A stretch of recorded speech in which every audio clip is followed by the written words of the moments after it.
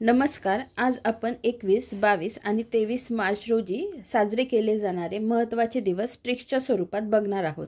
21 मार्चला जागतिक वन दिन असतो, 22 मार्चला जागतिक जल दिन असतो आणि 23 मार्चला जागतिक हवामान दिन असतो. तर मग मी फक्त काय केलं आहे, वन दिनाचा इनिशियल अक्षर व घेतला आहे, जल दिनाचं ज आणि हवामान दिनाचं ह. मग याचे इनिशियल घेऊन अक्षर शब्द तयार होतो व ज ह म्हणजे वजह. किंवा मग हे नसेल लक्षात ठेवायचं तर मग इनिशियल तुम्ही वनदिना म्हणजे फॉरेस्ट डे, जलदिन म्हणजे वॉटर डे आणि हवामान दिन म्हणजे मेटेरिओलॉजिकल डे याच्यातले इनिशियल घेऊन म्हणजे फॉरेस्टचा एफ, वॉटरचा W आणि मेटेरिओलॉजिकलचा M असं FWM पण लक्षात ठेवू शकता. पण मला जे सोपं वाटतं ते व ज ह हा शब्दपाठ केलेलं मला सोपं वाटतं. आणि दिवस लक्षात ठेवायचे तारखा 21, 22 आणि 23 मार्च. तर मग आता आपण इन डिटेल बघूया. तर 21 मार्च 21 मार्चला जागतिक वन दिन असतो, international day of forest. Theme काय होती त्या दिवसाची? Forest and health. 2023ची थीम होती. 2023ची थीम फॉरेस्ट अँड हेल्थ आणि 2024ची थीम होती फॉरेस्ट अँड इनोव्हेशन. नुसतं एवढं लक्षात ठेवलं तरी चालेल, फॉरेस्ट अँड इनोव्हेशन. पण अजून थोडं पुढे लक्षात ठेवायचं असेल तर पुढे पण दिलं होतं त्यांनी, forest and innovation, new solutions for a better world. त्याच्यानंतर 22 मार्च जागतिक जल दिन, वर्ल्ड वॉटर डे. थीम होती ॲक्सेलरेटिंग चेंज 2023ची आणि 2024ची होती वॉटर फॉर पीस. 2024ची होती वॉटर फॉर पीस. आता मी जलदिनाच्या दिवशी अजून एक आंतरराष्ट्रीय दिन जो सेलिब्रेट केला जातो, जो आहे आंतरराष्ट्रीय सील दिन किंवा international day of the seal.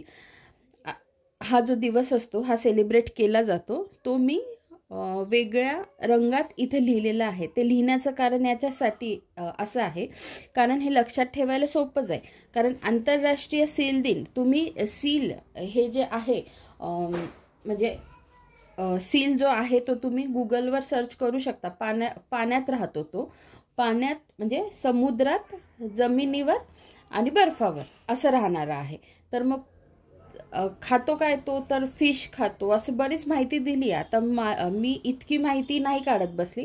तुम्ही गुगल सर्च करून बाकीची माहिती बघू शकतात आणि कसा आहे तो दिसायला ते पण बघू शकतात. पण मग तो समुद्रात राहणारा आहे ना. आणि आपण 22 मार्च हा जागतिक जलदिन म्हणून पण सेलिब्रेट करतो. तर मग त्याच्याशी कोरिलेट करून मी फक्त काय इथे तुम्हाला लक्षात ठेवण्यासाठी प्रयत्न करते आहे की तो पण पाण्यातच राहतो ना, समुद्रात राहणारा आहे, बर्फावर राहणारा आहे आणि जमिनीवर पण असतो. तर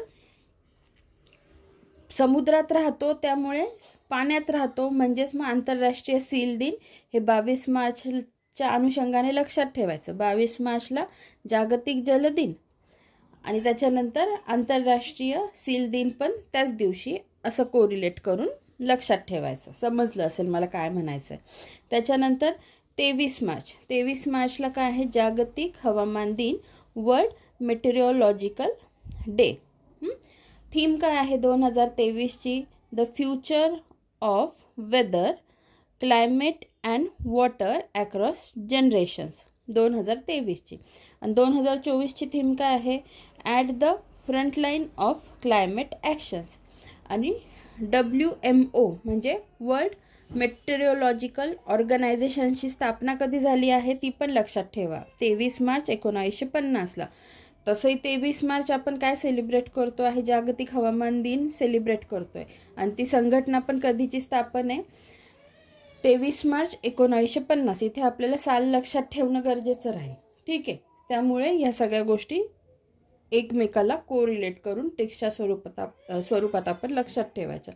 या व्यतिरिक्त 23 मार्च भारतात काय म्हणून साजरा केला जातो हे सगळ्यांना माहीत आहेच, आपल्याला सगळ्यांना माहीत आहे. तर ते काय आहे?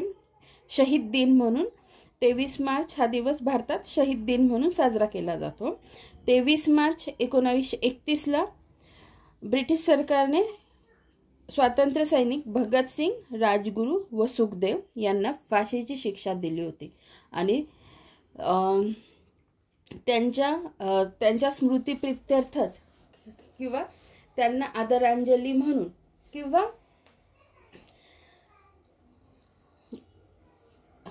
या महान वीरांच्या स्मरणार्थ देशभरातील लोकांमध्ये राष्ट्रभावना व देशप्रेम वृद्धिंगत होण्यासाठी अशा विविध हेतूने हा शहीद दिन साजरा केला जातो. ठीक आहे. तर मग असे आपण एकूण 5 दिवस लक्षात ठेवलेले आहेत. 21 मार्चला जागतिक वन दिन, 22 मार्चला जागतिक जल दिन किंवा आंतरराष्ट्रीय सील दिन, नंतर 23 मार्चला जागतिक हवामान दिन आणि 23 मार्चलाच अजून काय तर शहीद दिन. ठीक आहे. तर अजून अशाच व्हिडिओसाठी एकाक्षी MPSCला फॉलो करा. धन्यवाद.